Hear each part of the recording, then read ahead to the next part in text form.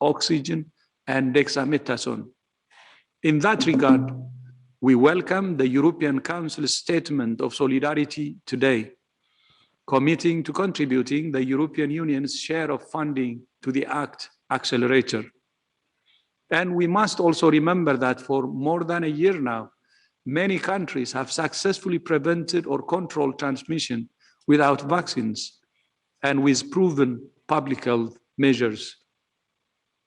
On Wednesday, WHO officially launched our Strategic Preparedness and Response Plan for 2021, which outlines 6 objectives and the 10 essential pillars of the response. The 2021 SPRP outlines how WHO will support countries in meeting these objectives and the resources we need to do it. Many countries used last year's SPRP as the basis for their national response, adapting and applying it to their own context. One of the countries that has averted a major crisis despite the predictions of various models is Nigeria. With Africa's largest population, its largest economy, and its largest city, what happens in Nigeria affects what happens in Africa. Today, I'm delighted to be joined by Dr. Chikwe Ikwazu, the director of Nigeria's Center for Disease Control and the head of WHO's country office in Nigeria, Dr. Walter Kazadi Mulombo. Dr. Chikwe is one of Africa's and the world's leading public health experts. My brother, thank you so much for joining us today to talk about Nigeria's experience and response to COVID-19. You have the floor.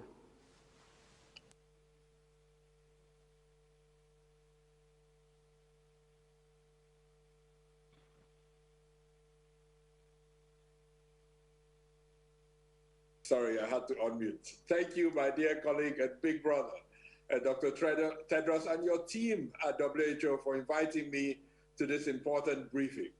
In Nigeria, we are very grateful to WHO at global, regional, and local levels, and country levels, for your support and strong collaboration throughout this response.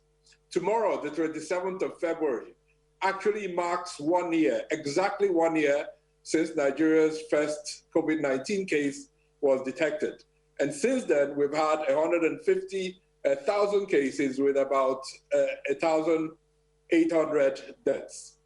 Although the number of cases in Nigeria and Africa have been lower than initially estimated, this pandemic has had a devastating impact on our country. Millions of people have been exposed to the direct and indirect impacts of this pandemic. However, DG, we have learned many lessons from this response, and I thought to share only 3. Firstly, on coordination. Political leadership has been critical in shaping preparedness and response in Nigeria. In March 2020, His Excellency, Mr. President Muhammadu Buhari, established the Presidential Task Force on COVID-19, chaired by the Secretary to the Government of the Federation, Mr. Boss Mustafa. And this PTF has really provided much needed multi-sectoral coordination, providing clarity of vision and determination in delivery. Secondly, I'd like to speak on collaboration. Nigeria is a big country, 200 million people, 37 federal states. Our response has been driven by strong collaboration across federal and state governments, multilateral organizations such as WHO and the private sector, government and its citizens. So for the public health response, we had an emergency operations center hosted here at NCDC, but bringing together all the other partners responding in one room. Thirdly, DG, I'd like to speak on solidarity. This is a word you have used a lot over the last year. And for us, this is not just about governments working together, but also about communities and individuals playing their part. Our campaign, Take Responsibility, really struck a chord in Nigeria as we pulled everyone, all Nigerian citizens, into our response to become champions of the so-called public health measures, physical distancing, wearing of masks, hand hygiene, and avoiding crowded places. Now to vaccines, DG. We know that despite the best efforts of our government, it will still take a while to get vaccines to everyone. Therefore, this solidarity among our population will remain very important throughout the year. In Nigeria, our response has always been guided by an incident action plan that is adapted from WHO's Strategic Preparedness and Response Plan. While there is still some uncertainty about the year ahead of us, especially with the emergence of variants of concern, we recognize that much clarity on what needs to be done. We recognize that we need more clarity on what needs to be done. Our success this year will depend a lot on these three things: on coordination, on collaboration, and on solidarity. Whether at country level in Nigeria or globally, we must open up to learning from each other, sharing with each other, and working towards global rather than country level protection. Despite the challenges and hurdles, we strongly believe that there are more voices out there that will stand and understand the need for global solidarity with each other. And WHO's critical role in all of this is to bring us together, government, academia, private sector, industry, and we'll continue to look forward to WHO's leading role in coordinating our efforts. Thank you very much, and I look forward to interacting with the rest of you. Thank you so much, my brother Chikwe, and thank you for your support, leadership, and insight over the past year.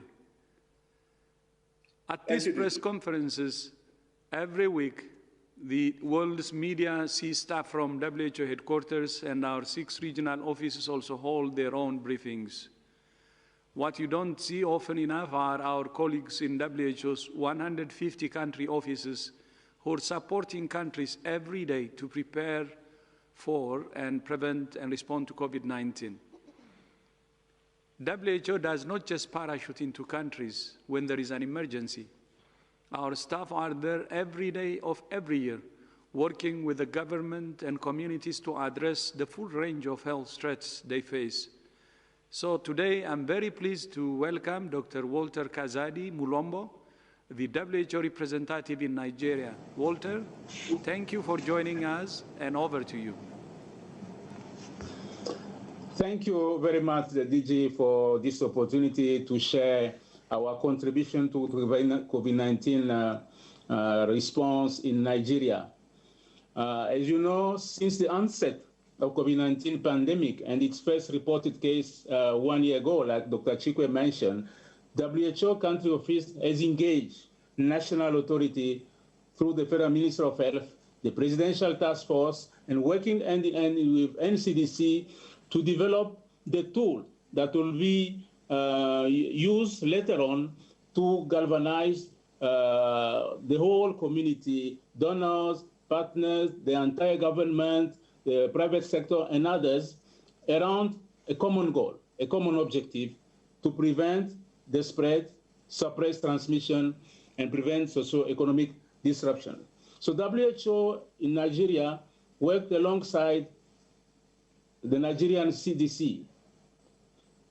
It activated its incident management system alongside NCDC and repurposed all its workforce toward the early moment of the response. And for this, WHO Nigeria had an asset.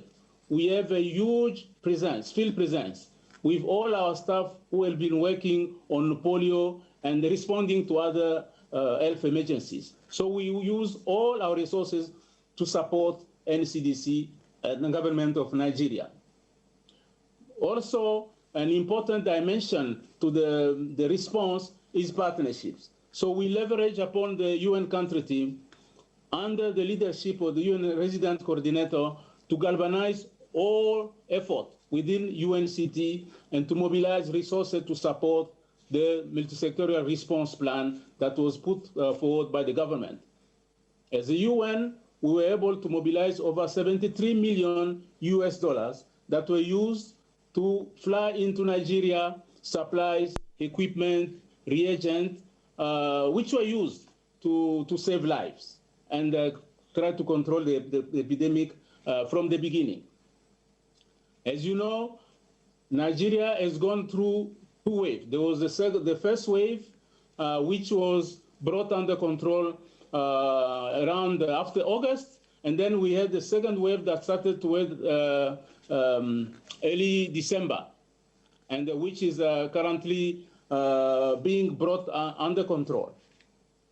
When we saw the second wave, WHO worked again with NCDC to conduct interaction review, both in the capital and in all the states, to readjust the strategy. And readjusting the strategy has been a consistent trend of NCDC and the Nigerian government, so that the measure we take are commensurate to the risk we identify in the field. So it has been really responsive to the need based on the evolution of the epidemic.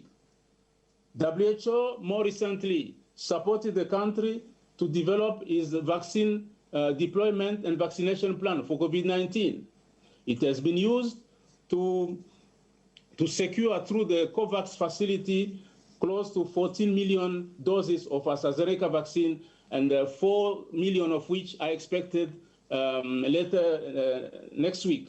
Nigeria will join other African countries, Ghana and Cote d'Ivoire, like you said, and others, to be among those introducing the vaccine during the first 100 days of the year, as you said.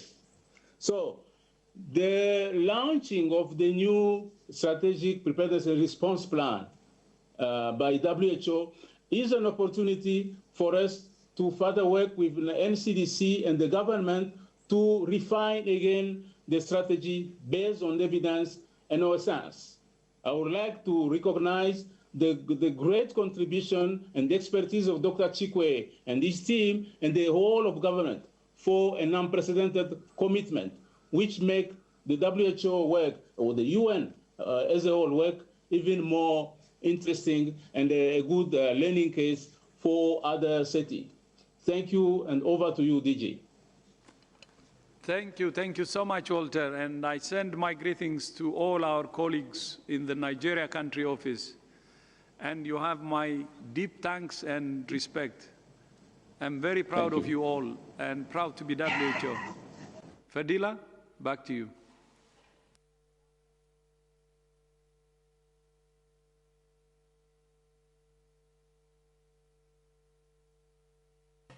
I would like now to open the floor to questions from members of the media.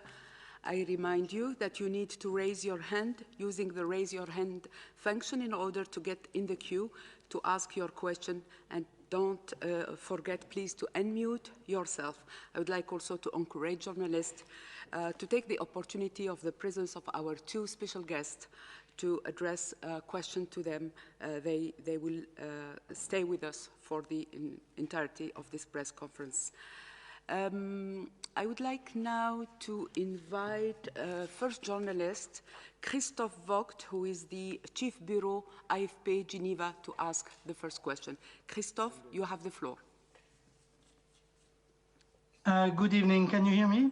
Yes, very well. Go ahead, Christophe. Thank you for taking my question. It's actually to everybody who's there and who might have an opinion on that. The Security Council just voted on to improve equity access or access and equitable access to vaccines. The vote just happened 30 minutes ago.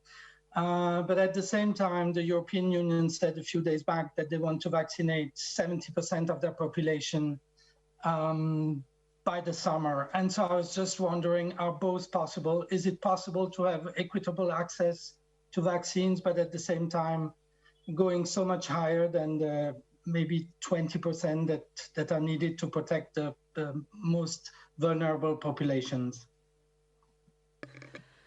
Thank you, Christophe. Dr. Aylward, you have the floor.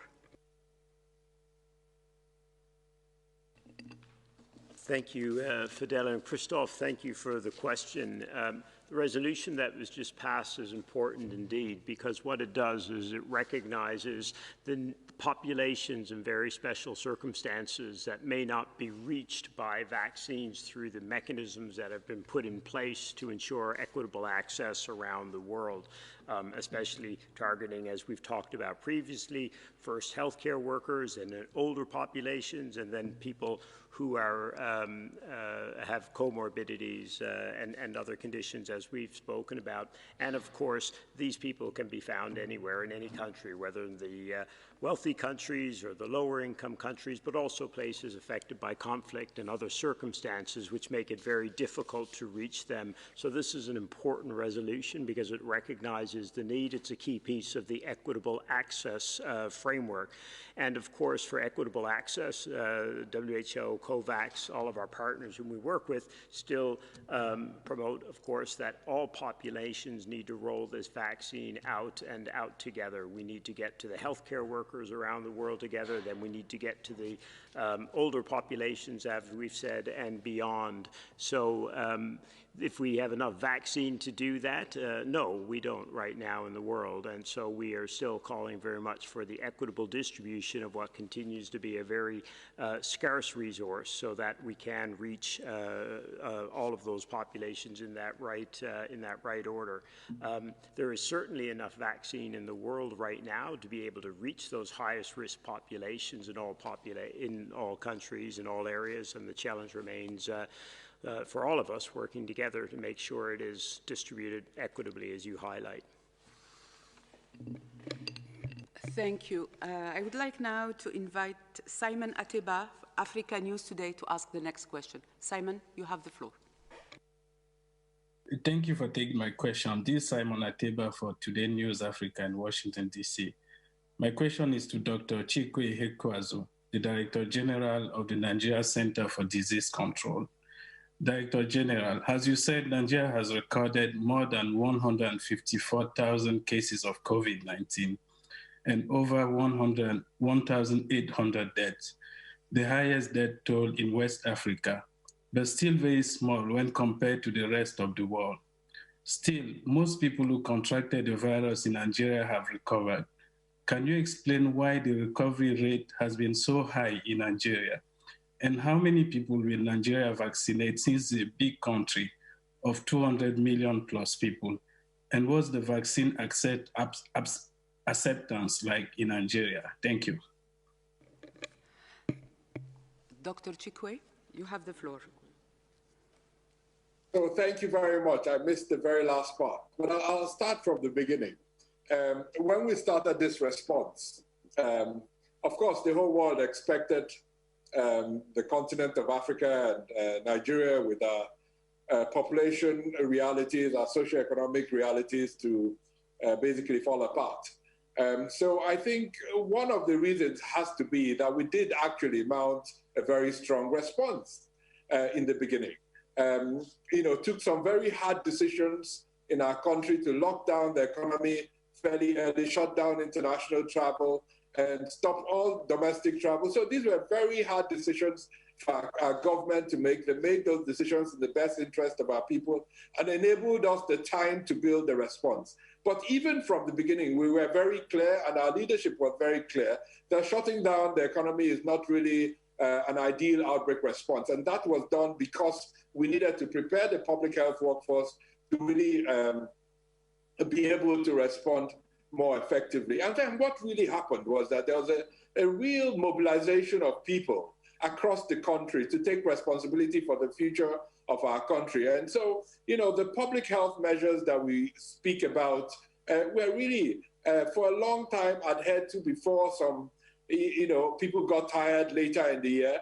And we carried out an effective public health response. The things that might be new to some people, the details of contact tracing, identifying cases, isolating them. We've unfortunately had the opportunity to do this severally for many outbreaks that we faced in the past. So it wasn't like new to us, and we mobilized our resources fairly effectively to deliver on this. And thankfully, we have the numbers that we have. But just recently, we carried out a seroprevalence survey in 4 states in Nigeria. And in Lagos State, for instance, we found a seroprevalence of 23%, of course, with confidence intervals around that, meaning that there must have been a lot more infection that we had found through our surveillance system, meaning that there are a lot more mild cases of infection. This might be as a result of the very young population in Nigeria. So there are many things that drive the response that we are still learning. But the key thing is, unlike previously, we are part of the science. We're part of the discovery. We're learning as we're doing, we're iterating and using what we learn to shape the response in real time. And that really is one of the most important parts of this response. And working together with WHO and with all our partners, we've been active participants in our own destiny and not reliant on just support from the outside, because the borders were closed anyway, and we couldn't get as much support globally as we would normally have.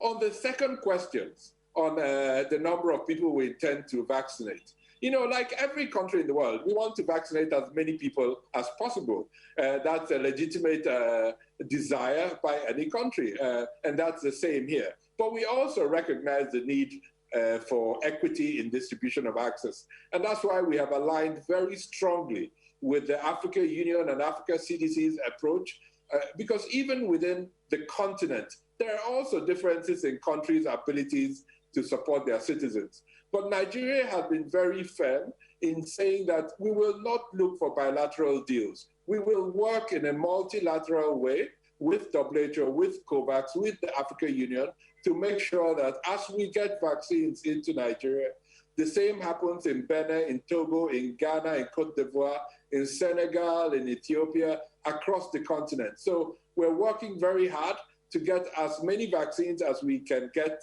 into Nigeria, at the same time working with our brothers and sisters across the continent to enable them get as well. So we're looking forward to our first deliveries. We've looked at the deliveries in Ghana and Cote d'Ivoire with a bit of excitement, but also a lot of desire. We want to see the same happen in Nigeria over the next few days. It's the biggest country on the continent, and I think getting the outbreak under control in Nigeria will serve the continent well, it will serve the world well, and we look forward to receiving those vaccines soon in our city, in our country's airports.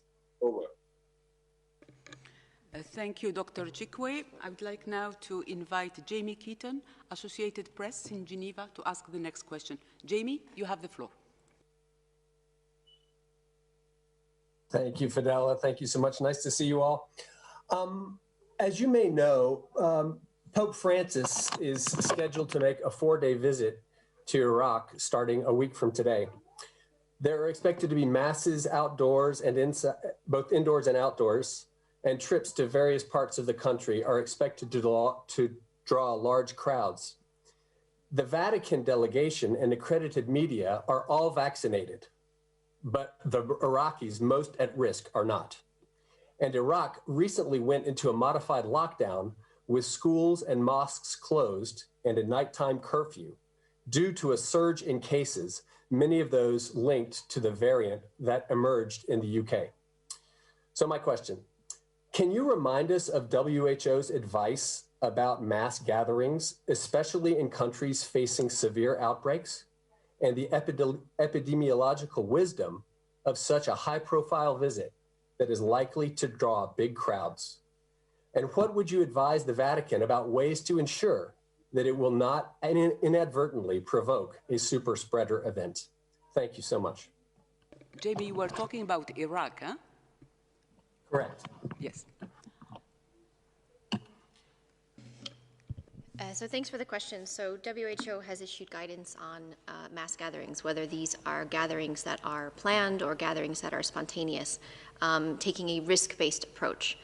It depends on a lot of different factors that are happening within the country in terms of the epidemiologic situation, the handling of the event itself in terms of if it's indoors, if it's outdoors, the nature in which, how many people will be there, if there can be physical distancing, the use of masks, et cetera. So if there's a plan that's in place, what the event holders will do in the case of someone who is sick, someone who is symptomatic, someone who is a case, how they can carry out all the necessary public health actions. We have issued this advice many, many months ago, in which all countries are using to take a risk-based approach on those decisions on if an event can happen, and if so, how it can happen safely, and if not, if that event can be postponed. This is the same for mass gathering events that are large, and it's the same advice we would give for gatherings that are happening at people's homes, if they're having birthday parties, for example. And it's all about managing that risk. So there is no one short answer of if an event can be held or not. It's about looking at the epidemiologic situation in the country and then making sure that if that event is to take place, that it can take place as safely as possible. Thank you. I would like now to invite Sara Teofilo from Correio, Brazil, to ask the next question.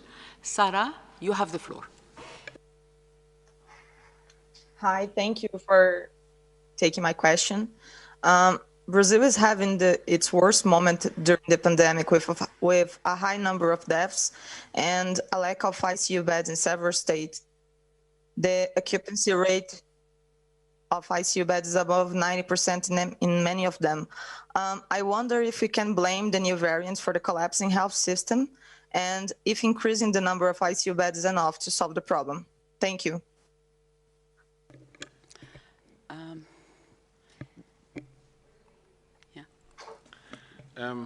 So I didn't quite hear all of your question, but I think we spoke on this last week, both Maria Angela and myself. There was that not all countries were in a downward trend, and there was a persistent trajectory of cases in Brazil, and certainly we haven't seen a prolonged downward trajectory.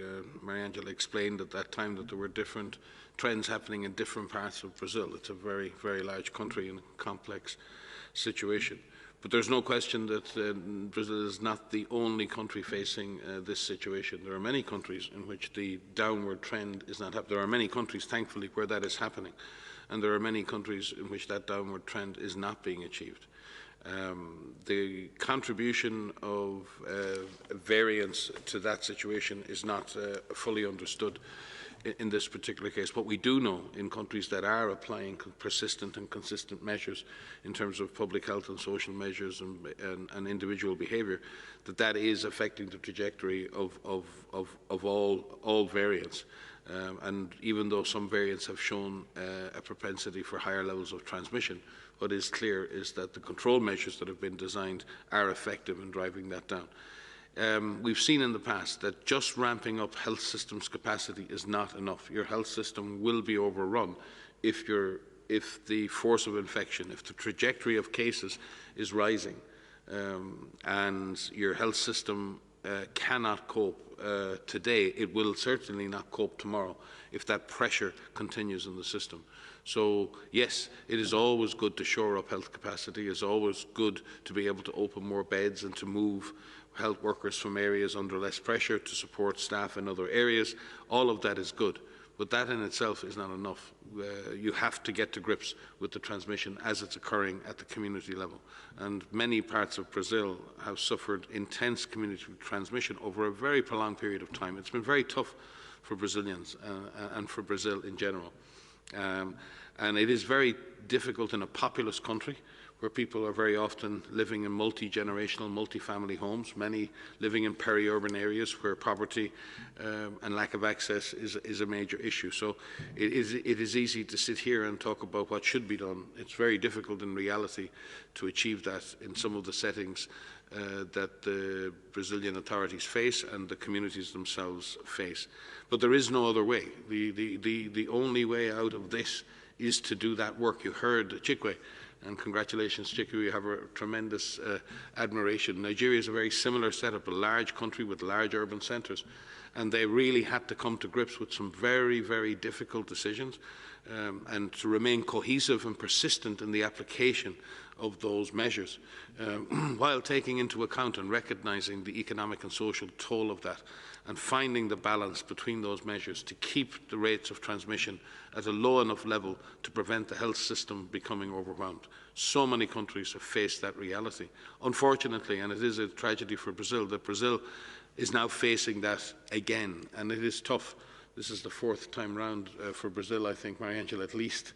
And the situation in Brazil has improved in some areas while disimproved in others. So I don't think there's been a point in the last year where some part of Brazil has not been deeply affected by this pandemic. So it is very tough, and we should take a moment to show solidarity with the people of Brazil and to provide the necessary aid and support needed for them to be able to come to grips with this disease. But again, Brazil is a very able country and has many fantastic public health and scientific institutions, and I think Brazil knows what to do, and many states are trying to apply the best measures, but it's not straightforward, it's not easy. But I think it's a lesson now for all of us that this is not over. It's not over for anybody, and any relaxation of our resolve is dangerous, and we need to, as I say, be very aware this virus still has a lot of energy, and if the measures we apply are not persistent, comprehensive, and aimed at continuing to suppress transmission while introducing vaccines, we will pay a price, and unfortunately our communities will pay a price as well. Yeah, very briefly, I just want to take an opportunity to mention the variants, because the question also said, is it due to the variants? Now, you've heard us say that there are variants of concern that have been identified from some countries. WHO actually issued some definitions yesterday on our website in our weekly epidemiologic update, which outlines proposed working definitions. I say working definitions because these may change over time as we learn more about them. But these are working definitions of variants of interest as well as variants of concern. And this is meant to help guide countries in looking at the viruses that they are detecting in their countries and looking at the full genome sequences that are being conducted by countries, and to see if there are any changes in these viruses. And using these definitions, what actions they need to take to report to us, what studies need to be done in country. We've set the threshold for determining a variant of interest very low so that we can capture that they're sensitive enough to capture potential important variants, but we've also set the threshold for the determination of a variant of concern very high, so that we could focus the attention and resources on variants with the highest public health potential. This is important. So this is on our website, and we'll provide the link in the chat below so that you can see this. We expect that there may be some modification of these definitions over time, but this is meant to be a helpful guide to determine which of these mutations, which of these variants are interesting in the sense that they may have some public health importance, some public health impact potentially on some of the countermeasures as we go forward. And this is a system that needs to be in place as we go forward as this pandemic evolves. Some of the virus variants that have been detected, the virus variants that WHO is tracking, have shown some increased transmissibility. And if you have increased transmissibility, it means you have more cases. If you have more cases, this means you can have more hospitalizations, which can put some burden on the healthcare system. And in some countries, the healthcare system is overburdened to begin with. And this could lead to an increase in severity and death. And so we want to make sure that the measures that are in place are preventing as many infections as we can. So far, based on all of the variants that we have seen that are being tracked, the public health and social measures, the infection prevention and control measures in health facilities and outside of health facilities work against these virus variants that are circulating. We are seeing this in country after country as incidence declines. We are seeing this directly from studies that are being conducted in countries that have these virus variants that are predominantly circulating, and this is good news. But we need to continually monitor this. So we have a system, a global system in place to not only identify which of these mutations are important, but what they mean in terms of transmission, in terms of severity, and in terms of any potential impact on available and future diagnostics, therapeutics, and vaccines. We are working with partners all over the world, in country, as well as public-private partnerships with all of the different manufacturers to make sure that we can monitor these almost in real time. That is difficult because it takes time to do some of these studies, but we are very grateful for all of the collaborations around the world and the institutions that are helping us track and monitor these.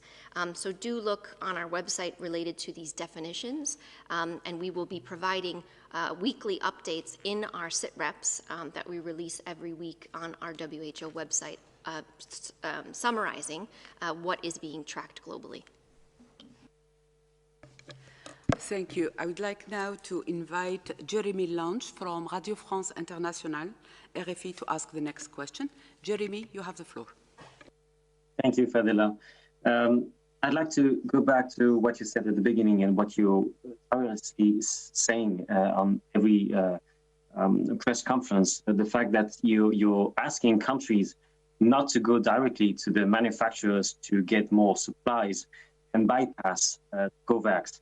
So my question is maybe blunt, but is anyone listening? Do you feel that any country is actually listening? Because we hear every week, last week again, the EU is getting more doses from Moderna. So do you actually have one example of one country that's saying, okay, we get it, we're not going to do it anymore? And do you have any, are you confident about the next week proposal at the WTO about the intellectual property waiver that could be a major success for the COVAX? Thanks. Dr. Aylward, you have the floor. Thank you very much. I think I counted 4 questions. But the key one is, are countries listening about the importance of making sure that we do not interrupt the supply inadvertently to other countries? And absolutely, countries are listening. It was a bit of a free-for-all, quite frankly, a few weeks ago and months ago, as countries were pursuing deals that could have, let's say, compromised the supply through COVAX. There is still conversations ongoing, yes, very, very much so, but countries are definitely listening, which was your first question. Countries are definitely listening. Now, some countries are still pursuing deals that will compromise the COVAX supply, without a doubt. While, let's say, all countries are listening, not all are acting on what we are asking for, and that is that they respect the supplies to COVAX. Some of the major suppliers to COVAX, like the Serum Institute of India in particular, as the Director General said, is being approached by multiple countries that had not originally intended supply from that site. And as that site was originally thinking to supply COVAX and to supply India, any other demands on it do put a strain on, potentially on the supply, to be very frank. But your first question was the most important one: are they listening? And I think following the Director General's highlighting of this issue and others, yes, they are, and I think that's great. But once again, we have to recognize every country is just under tremendous strain and demand.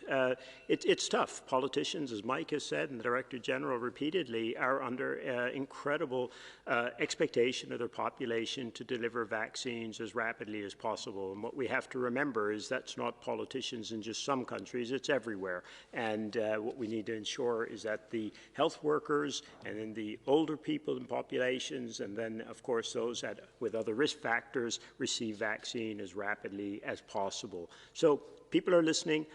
Some are acting on that. We hope more will. And just over the last few days, we've been able to lock in through the COVAX facility and the great work being done by Gavi, UNICEF, and others.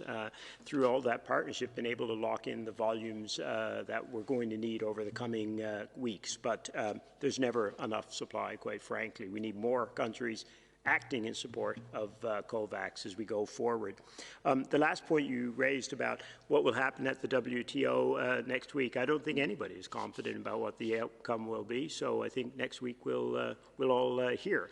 Again, what we're encouraging all countries and companies at this point is to be doing everything possible to expand their production. And that's going to require a range of solutions like the Director General highlighted.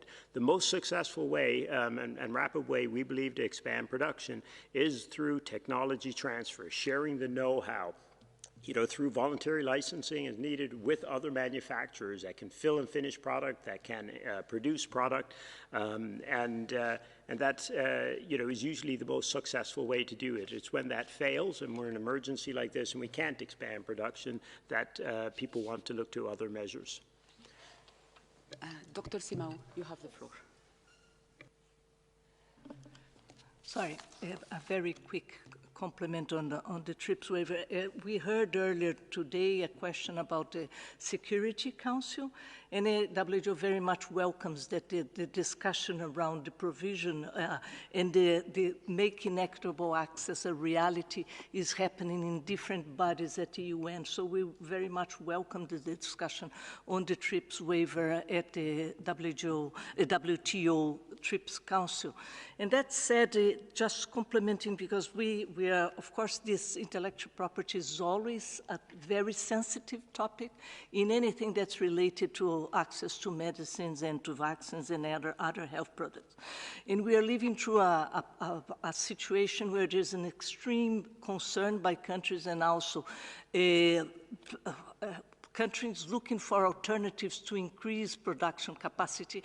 And of course, this includes how to manage the intellectual property rights, and this could be managed through various forms, include to voluntary license, like Dr. Award was mentioned. Just to say that WHO does coordinate the COVID technology access pool, which works with, it's working with 44 countries now, to include not only the sharing of technology, but also the voluntary licensing of the technologies that can help us to address the acute phase of this pandemic. So, of course, we are very interested in the outcomes of this discussion at the TRIPS Council, as we welcome any movement from countries to decrease and to address current barriers to access, and also barriers to access that could be seen at mid and long term. So this is quite an important discussion. Thank you.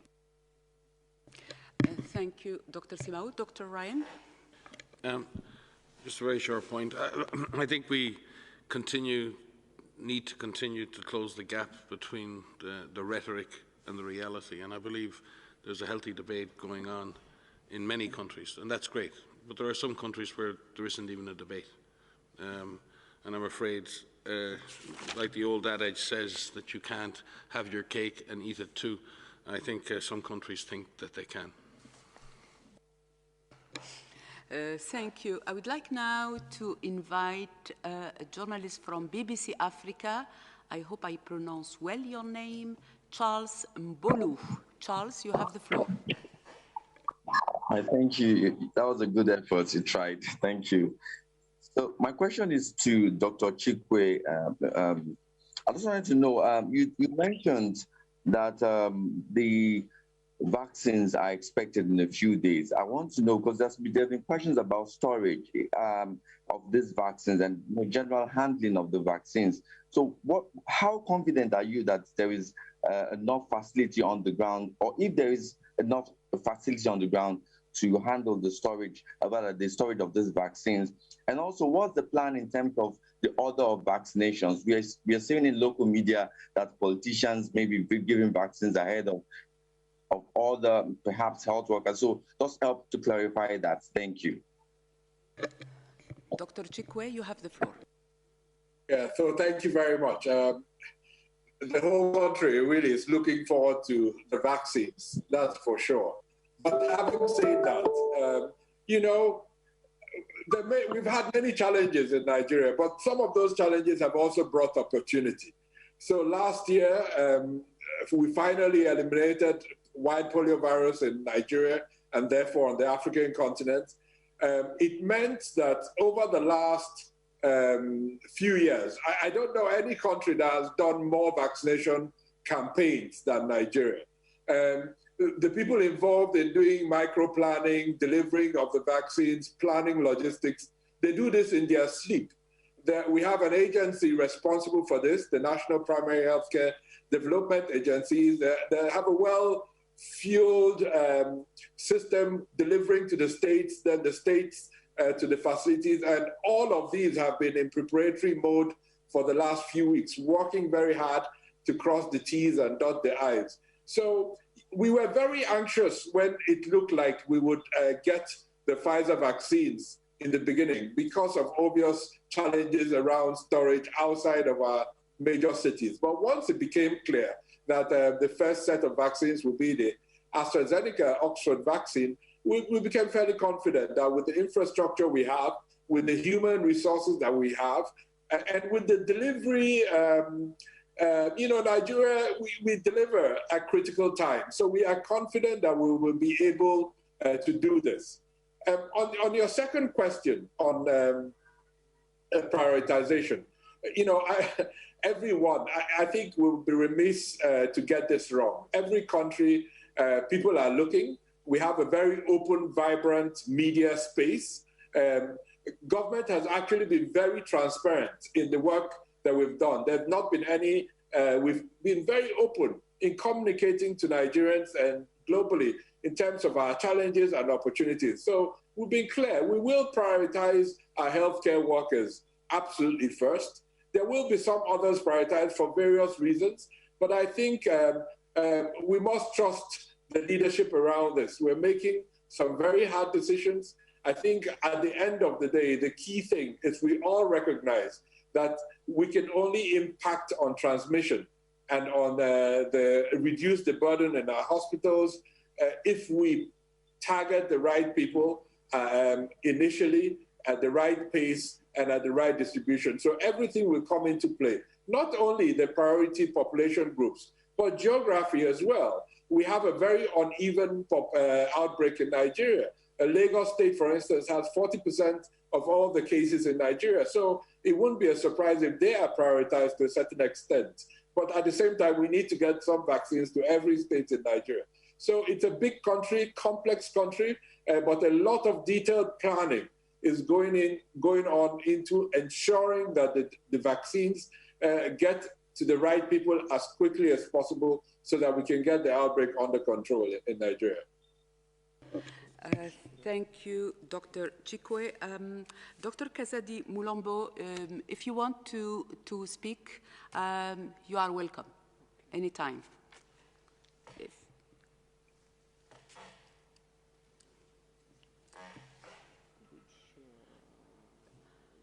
Regarding the preparation and the prioritization, the health worker has the first priority for this first batch of the vaccines, and then there are actually four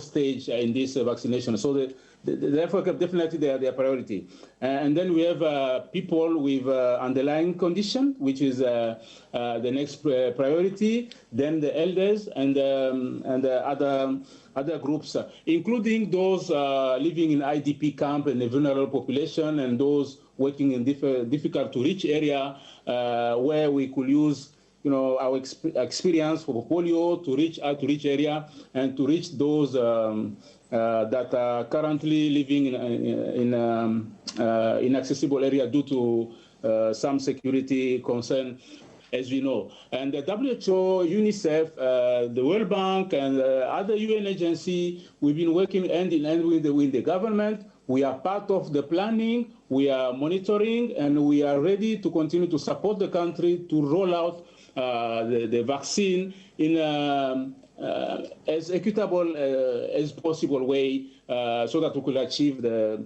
benefit of the vaccine. If we are able to vaccinate enough to get the necessary coverage and achieve herd immunity, that will be great. But for this year in 2021, we are targeting 40% of the population, 20% coming through the COVAX, and additional 20% through the government funding. And the donors are prepared to chip in and help Nigeria get all the support needed, including for operational and logistics.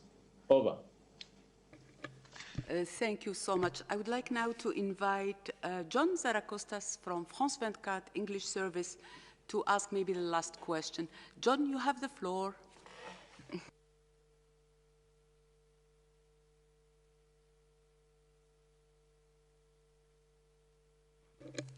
John, can you hear me? You are unmuted, John.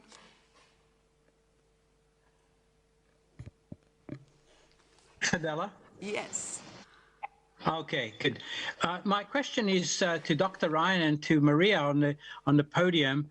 I don't want to sound as a Cassandra on a Friday evening, but is there a black swan situation where we could have a second pandemic threat in parallel with the current pandemic?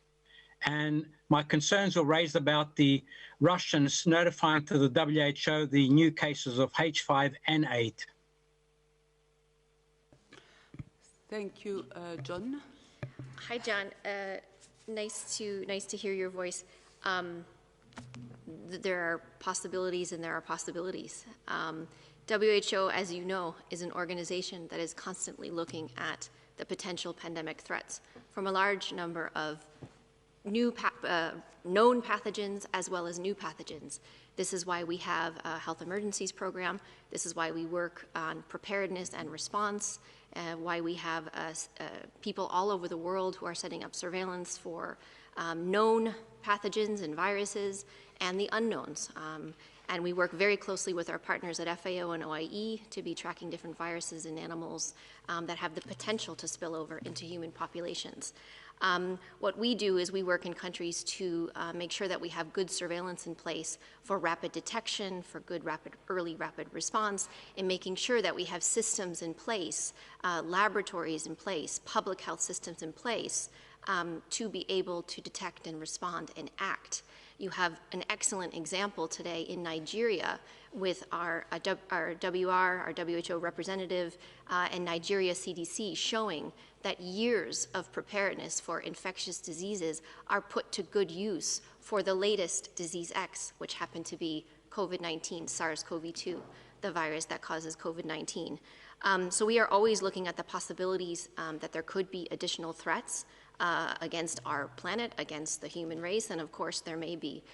We have a flu division, our global influenza program, that are tracking influenza viruses, seasonal influenza viruses, looking at avian influenza viruses constantly. That work has not stopped. We have teams that are looking at Nipah viruses, that are looking at Ebola viruses, that are looking at Lassa, that are looking at chikungunya and Zika, and I could go on and on. And so that work doesn't stop. And I think it's important to mention, I'm giving a long answer here because you hear us speak a lot about COVID-19, but there's work by WHO and our thousands of staff around the world in our 150 country offices and our 6 regional offices, as well as our partner agencies and ministries of health, ministries of agriculture, ministries of the environment, that are constantly on the lookout. And so yes, there's always the possibility that there could be additional threats.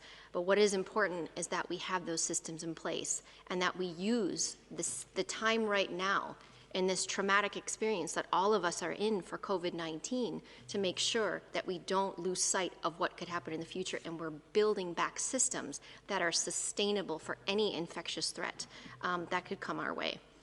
We are tracking this H5N8. There was a disease outbreak news that was released a few days ago looking at some cases, asymptomatic cases in Russia. Our flu team this week is actually discussing vaccine composition for the next influenza season. So all of this work is happening in the background. You don't get to see them up here every day, but they will be releasing their findings from that deliberation this week. So yes, we are constantly tracking these, and you'll hear about this through our disease outbreak news, and we will follow up with any advice that is necessary as quickly as possible. Just to maybe add that who is announcing the recommendations for influenza strains to include in the vaccines for the 2021-2022 Northern Hemisphere season.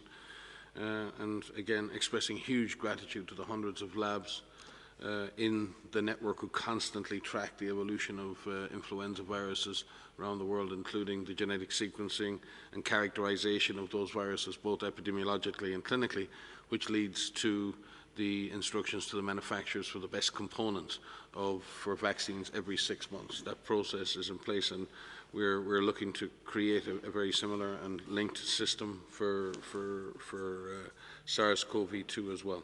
So the world is being well watched over in that regard, but again, reflecting on the power of partnership between scientific institutions, the power of our member states and partners, public and private sector, who work together constantly to keep the world safe from influenza. And it's more important than ever. The current pandemic has led to, in effect, the same measures that have stopped SARS-CoV-2 have also effectively suppressed transmission of influenza. That means there's a lot of potential energy left in the influenza virus, especially as normal and natural immunity will wane. So there will be, at some point, a rebound in influenza. So it's exceptionally important that we continue to work on that, and that we reiterate that influenza vaccination remains the best tool for prevention of influenza. And we should plan now, while we're procuring vaccines for COVID-19, it's very, very important, but we also, governments need to continue to plan for their influenza season and remain vigilant for influenza in all its forms. Part of the reason for tracking the avian strains, and again, this again reflects a tremendous amount of work that goes on in tracking these viruses that cross the species barrier, mainly through avian strains. The virus associated with the H5N8 incident in Russia is currently being fully characterized.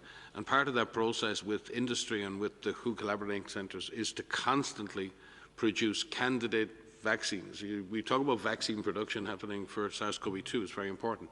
But remember, there are manufacturers out there in our collaborating centers who, as soon as there's a signal of a new virus or a virus with potential to infect humans, they immediately begin to produce potential vaccine lots, so that if we see any shift towards human transmission or towards an epidemic in humans of a new virus, that we have the immediate capacity to begin scaling up vaccine trials and vaccine production. And this is really, really important health security work. And just while I have the floor, to say to Dr. Chikwe that Nigeria's Centre for Disease Control and your personal leadership there, both in public health and in science, reflects something I think that's not recognized globally. I look to Dr. Chikwe in Nigeria, to Dr. Sakoba, the head of the National Agency for Health Security, who's leading the fight against Ebola in Guinea, to Drs. Moyembe and Sabwe and Ahuka in INRB and DR Congo, who co-developed the monoclonal antibodies that are now curing this disease in Guinea. The leadership, Dr. Chikwe, you showed in developing the research roadmap for Lassa fever and all of those other diseases. There is a perception out there that disease X and all of these sophisticated emerging diseases are being responded to, and all of the science is happening in the north. That is not true. The first line of defense is in the areas most at risk, in the areas of high biodiversity, in areas where these diseases can cross the species barrier. And it is to the great comfort of the world to know that there are such wonderful scientists working in the front line who understand how to do this business extremely well. And I think we need to do more of that. We need to build the capacity to understand, detect, to characterize and develop countermeasures as close as possible to the point of disease emergence. And we need to invest in institutions like the Nigeria CDC and in individuals and science and public health leaders in these countries who do an amazing job with very little resources. I also congratulate Austin Demby, who's the new Minister of Health in Sierra Leone, who himself has a massive historical background in the study of emerging diseases. I don't know if there's ever been such a concentration of expertise in any given sub-region of the world of true leaders in the area of science and emerging diseases, and I think it's a wonderful thing for us to be able to recognize today.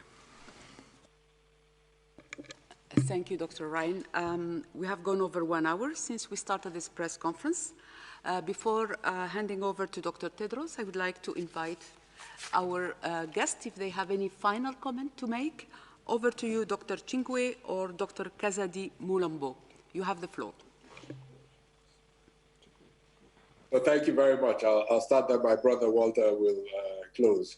just to say thank you very much. You know, there have been discussions about the role of WHO at various points in this outbreak. And I think for us on the African continent, it's unfathomable for anyone to even think about minimizing the role this organization plays to pull us together, to hold us together, to guide us as we develop our own capacities to look after ourselves, which we've been doing over the past few years. I think the way this outbreak and pandemic has panned out has really brought to life how interdependent we are on each other.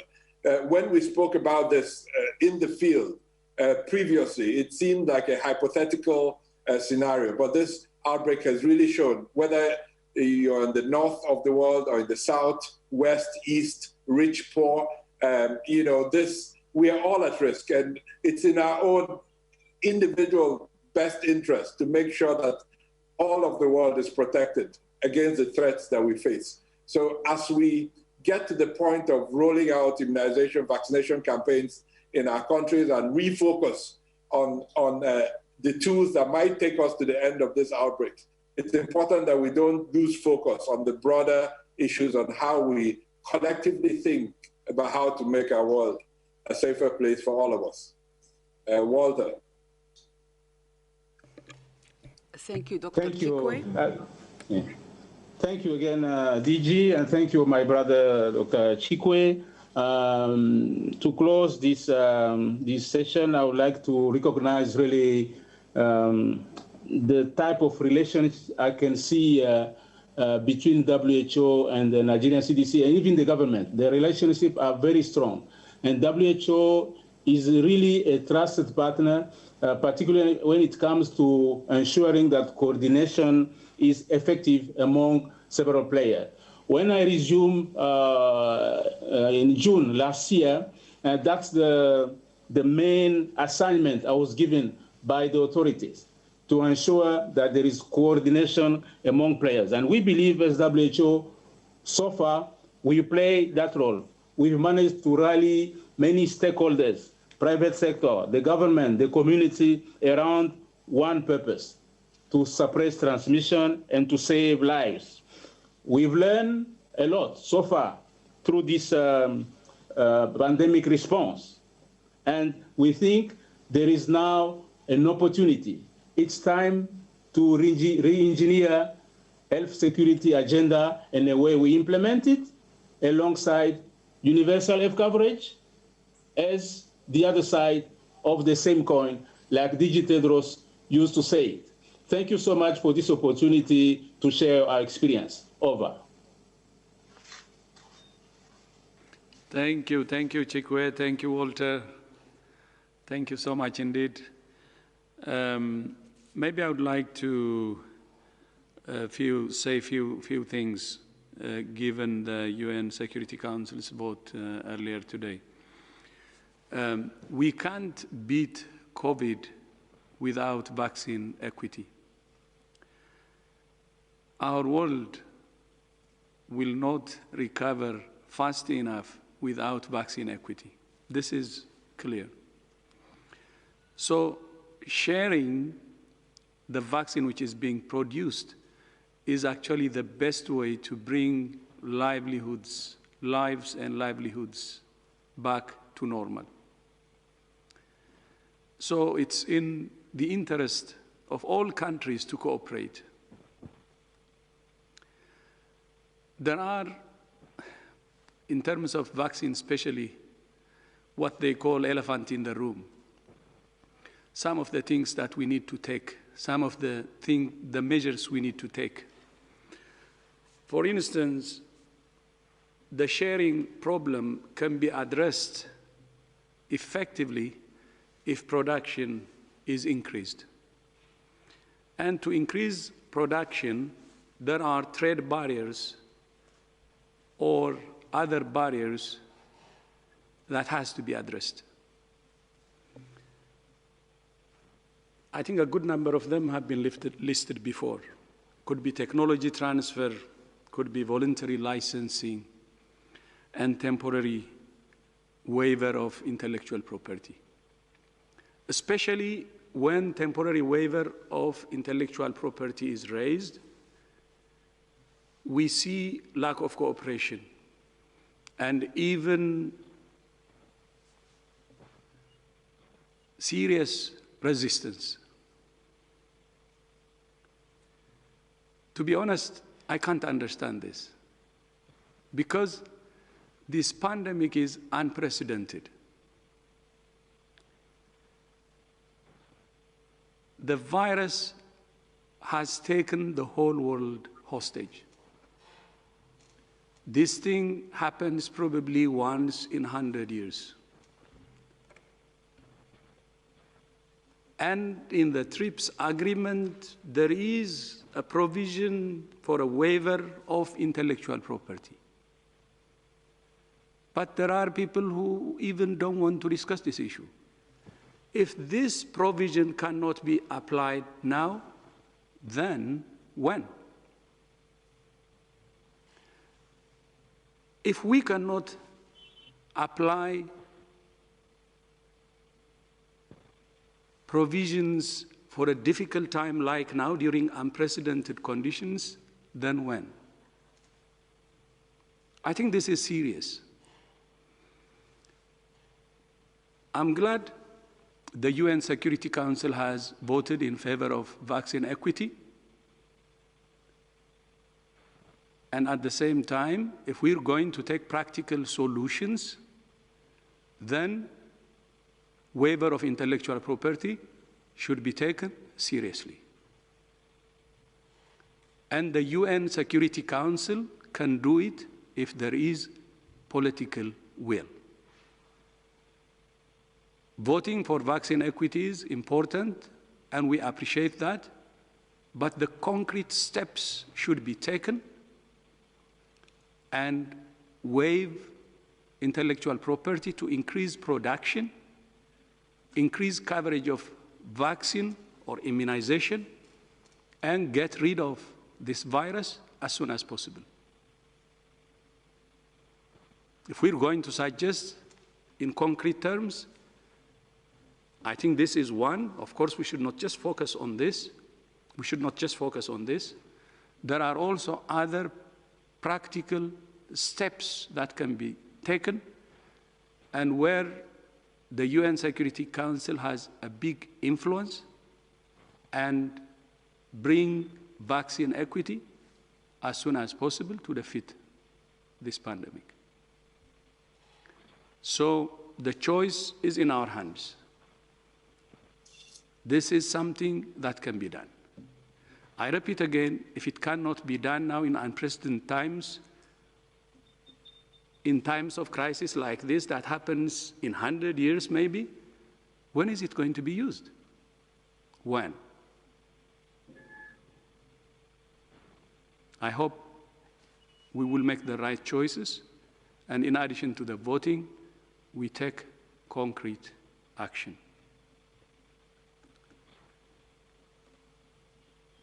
Thank you so much. And I would like also to thank Fadila. She has been moderating our pressers for some time now. And her and her colleagues do it in rotation. So one of her colleagues will come to help Christian. But I would like to use this opportunity to thank Fadila in a big way. Thank you so much. Shukran jazilan, Fadila.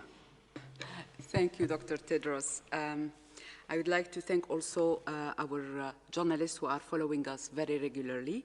I remind you that we will be sending the DG opening remark plus the audio file as soon as we finish here. The full transcript will be posted on the WHO website tomorrow. Thank you for the opportunity of moderating these press conferences for the last 5 months. I'm sure you are in very good hands with my friend and colleague Christian Lindmeier as of next week. Thank you all and have a nice weekend.